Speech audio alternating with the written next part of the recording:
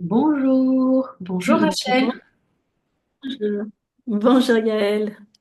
Alors aujourd'hui, je t'accueille pour aborder avec toi le livre que tu as écrit et puis relancer aussi ce cycle d'interviews que voilà, j'ai proposé sur ma chaîne YouTube. Et j'ai été sensible au titre et à la proposition que tu as écrit de ce livre qui parle des émotions. Oui, ben d'abord merci pour l'invitation. Ça me fait vraiment très plaisir. En plus de te permettre de relancer, ensemble nous lançons ce qui nous tient à cœur. Donc ça, c'est un partage heureux. Et effectivement, les émotions en médiation, enfin les émotions dans la vie en général, mais particulièrement en médiation, voilà, c'est le cœur du sujet de cet ouvrage. Voilà. Et comment t'es venu en fait tout ce travail d'écriture et de choisir ce sujet Alors, il m'est venu à un moment donné où je me suis dit, faudrait vraiment que je partage le chemin parcouru, en fait, depuis que je suis devenue médiateur. Et j'ai voulu témoigner, en fait, des choses trappes dans lesquelles on glisse naturellement dans toute relation, mais particulièrement en médiation. Parce que la situation elle est tendue, les rôles quelquefois mal définis. Donc voilà, j'ai voulu faire ce témoignage. Ça fait une petite tranche de vie de 10 ans. Donc voilà. Et puis bon, chemin faisant, l'écriture est venue à moi aussi, puisque j'ai partagé épisodiquement des poèmes, des réflexions, des analyses de rêves. Et au bout du compte, au bout de 10 ans, je me suis dit, si je faisais un petit peu la synthèse de tout ça, dans l'idée de rendre service quelque part à mes confrères médiateurs, qui peuvent quelquefois se sentir un peu perdus, peuvent même renoncer à devenir médiateur, trouvant la tâche trop lourde. Donc voilà, c'est ce témoignage, j'espère, utile. Voilà. Dans ton livre, en fait, tu te sers aussi de l'expérience de l'analyse des rêves et d'être analyse des rêves, avec Oui. aussi de la psychanalyse, que tu parles des projections, des transferts, de l'animal, l'animus. Et Mm. ensuite, après, tu parles de la communication bienveillante, Mm. des émotions, des Oui. différents types de conflits. Euh, Oui, je fais les ponts. Voilà, je fais des ponts parce que, en fait, en plongeant dans mes émotions à moi, en fait, par la voie des rêves, j'ai découvert que tout ça avait du sens, en fait. Que tout ça cherchait à faire advenir un changement nécessaire, à rééquilibrer un système. Et donc j'ai fait des ponts avec tout ce que j'avais étudié dans mes études de médiateur, notamment la communication non violente, mais pas seulement. Mais c'est le point de départ, je dirais, le dénominateur commun avec tous les médiateurs. On apprend toujours la communication non violente à des degrés divers, mais on commence par là. Et mon expérience personnelle au travers du travail sur les émotions m'a amené vers la psychanalyse symbolique, en fait. Et à comprendre qu'en fait, il se joue énormément de choses dans l'invisible, hein. Et je dirais que les manifestations émotionnelles n'en sont que des petites préfigurations. Voilà. Ça veut Mais dire, c'est par exemple, dans une séance de oui. médiation, tu as à la fois la casquette et tu regardes de manière analytique, ou en tout cas Alors, symbolique. non, Ou... ça, je le fais pas. Voilà. c'est pour ça que c'était important, effectivement, de bien poser la limite. Et ça a été un gros travail, hein, parce que je me suis un petit peu perdue au départ sur ce terrain-là, parce que ben, on sait que la psychanalyse symbolique, c'est absolument passionnant et que voilà, ça devient un petit peu une tournure d'esprit. Mais ce qui est absolument important, en fait, c'est de respecter le rôle qu'on m'assigne, en fait, quand je suis au cabinet, qu'on vient me voir en tant qu'avocat, je suis avocat. Quand on vient me voir en tant que médiateur, je suis médiateur avec une mission particulière. Et quand je suis analyste de rêve, je suis analyste de rêve. Voilà. Et c'est très, très important de respecter ce rôle. Et, euh, et d'ailleurs, ça s'explique, hein, par le transfert qui va s'opérer. Hein, cette mission qui m'est imposée, hein, par la personne qui vient me rendre visite, je dois absolument la respecter. Et c'est un petit peu le carcan dans lequel je dois évoluer. Mais tout ce que j'ai appris, justement, me permet de comprendre que quelque chose est en train de se jouer qui dépasse la personne.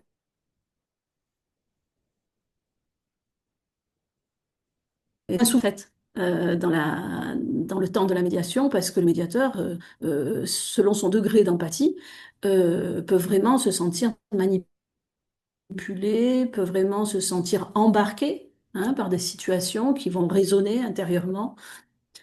Et donc, même si le médiateur formé à l'intuition qu'il faut mettre des distances, dans l'expérience de médiation, il se rend compte qu'il est souvent saisi en réalité par certains phénomènes.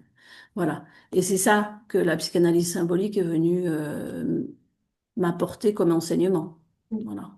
Mais je l'utilise pas à l'insu des personnes parce que les personnes ne sont pas en demande. Tout simplement, elles n'ont pas ouvert cette porte. Donc, dans une séance en fait de médiation, si je comprends bien, il y a une difficulté en fait de communication, se rejouent différents types de, parce que tu parles de conflits dans le livre, d'émotions, et toi, Mm. tu permets que ça recommunique, ça remet, parce que tu marques dans le sous-titre l'alchimie du lien, donc tu ramènes qu'il y ait du lien Oui, dans le moment où en fait il y a oui, une tension, une difficulté. c'est ça, c'est-à-dire que la qualité d'accueil à ce moment-là est absolument essentielle, parce que là, c'est l'humain avec toutes ses ressources conscientes et inconscientes qui s'activent. Et en réalité, si on empêche ce mouvement, on va nourrir d'abord la tension au lieu de l'apaiser. Et on va passer à côté, en fait, de ce que j'ai appelé effectivement l'alchimie du lien, cette magie qui œuvre, mais parce que nous avons des ressources qui spontanément viennent à nous. Hein. Euh, alors, on n'est pas obligé de mettre des noms dessus, on n'est pas obligé même de l'observer, comme le ferait un scientifique, mais tous les médiateurs ont vécu ça. Tous les médiateurs se sont dit, c'est incroyable, à un moment donné, il se passe quelque chose. Voilà. Et ben, c'est très juste. Et pour que ce quelque chose advienne, il faut vraiment être capable d'accueillir. Et donc, il faut un médiateur qui ait travaillé sur lui, qui ait une certaine assise, hein, parce que il faut inspirer la sérénité pour que la personne se sente en sécurité et puisse exprimer librement ce qui la traverse. Euh, voilà. Donc c'est vraiment offrir ce terrain et dépasser la peur des émotions parce que il y a tout un courant de médiateurs qui viennent à la médiation pour essayer de trouver un outil, une méthode, voilà, qui permette et donc ils rentrent en médiation avec une forme de radicalité. Hein, en mettant de côté justement tout ce qui encombre les émotions en faisant partie. Et donc, au lieu d'accueillir l'émotion quand elle se présente, vont plutôt dire non, non, calmez-vous. Et là, il y a un jugement et là, c'est l'explosion. Voilà. Mais voilà, c'est un exercice qui n'est pas toujours confortable, hein, ça c'est clair. Donc, il faut avoir l'humilité en fait de dire aujourd'hui je suis en forme, aujourd'hui je suis pas en forme, et donc on va faire avec ce qui est. Et dans le livre, il y a le personnage de Cyrano de Bergerac. euh, Au Ah départ, en oui. tout cas, il y a une petite citation, puis qui revient. Donc, ça m'a interpellée que tu invitais, si on peut Oui. parler aussi d'un archétype ou d'une Oui, image. Euh, oui. En fait, cette œuvre a été sur mon livre de chevet pendant, je sais pas, quelque chose comme 25 ans. Et entre autres citations, le non merci m'est venu vraiment comme la colère saine. Et en fait, c'est par ce texte que j'ai compris que la colère pouvait être saine, que la colère n'était pas forcément associée à de la violence. Parce que souvent, il y a un raccourci qui est fait entre colère et violence. Et donc, étant jugée comme violente, elle n'est pas vécue, et donc elle monte, et donc elle prend de l'ampleur et peut effectivement faire du mal quand elle est devenue trop forte, et en premier à celui qui est en colère, et ensuite à la relation, bien sûr. Donc cette citation vraiment vient nourrir euh, l'idée que la colère, elle a du sens et elle est là pour défendre des valeurs. Et donc, dans ce qu'on entend, dans les mots qui sont prononcés, dans l'état de colère, c'est important d'accueillir les valeurs. Donc, il faut être attentif, non jugeant. Il faut vraiment se poser, avoir ce calme intérieur qui permet vraiment d'avoir cette vigilance, d'écouter ce se dit en fond. Et ce texte, dans cet extrait, est absolument extraordinaire parce qu'il montre aussi l'alchimie. Il montre aussi ça. Parce qu'une fois qu'il a déposé sa colère, qu'est-ce qu'on observe? Il a pu exprimer ses valeurs. Elles ont trouvé une place dans l'oreille attentive de cet ami, le Bret. Et à ce moment-là, il se pose et son discours devient poétique. Et là, c'est là que j'explique que son anima, celle est en colère, celle qui était en colère s'est exprimée. Maintenant, c'est toute sa poésie qui se met à l'œuvre et qui permet en fait à ce qui le traverse de trouver sens. Voilà, et ce qui n'arrivait pas à se dire finit par se dire. Voilà. Et c'est vraiment une scène qui m'a beaucoup inspirée. Alors, il y avait d'autres scènes plus modernes de films, comme dans Le Prénom. Il y a une scène mémorable d'une colère qui aurait pu aussi servir de base. Mais bon, là, les droits d'auteur m'auraient posé problème. La Cyrano est dans le domaine public, donc je peux m'en servir. Est-ce que tu as le livre pour nous le montrer, même si on sait que ça va mettre le titre à l'envers? Ah, ah oui, l'alchimie du lien, voilà, il est comme ça. Voilà, on reconnaîtra l'œil. On, Le on titre, voit c'est un œil. compliqué. Voilà, l'œil d'un enfant. Voilà, un beau regard, voilà, qui s'offre, euh, voilà, au lecteur. Et pour C'est finir vrai que notre ce choix, échange, pardon. comment? Pardon, Non, non, j'ai pas vas-y, entendu. vas-y, je t'ai coupé. Non, je disais, ce choix de cette image, c'est vraiment le regard de l'enfant. Hein. Il juge pas, il est fragile, et il a absolument le droit d'exprimer ce qu'il a exprimé. Voilà. C'est un peu cette idée-là qui supporte voilà, le livre. Non, ce que je voulais te demander, c'est pour finir notre échange, qu'est-ce que tu aimerais voilà, témoigner ou offrir aux personnes qui nous regardent ou nous écoutent? Mais, déjà, réconcilier tout un chacun avec ses émotions. Voilà, leur faire une place dans la vie de tous les jours, c'est très important. Parce que ça permet déjà de désamorcer en temps réel ce qui est en train de se traverser. Voilà. C'est pas facile parce que dans notre société, on a sorti les émotions du champ de l'éducation des enfants.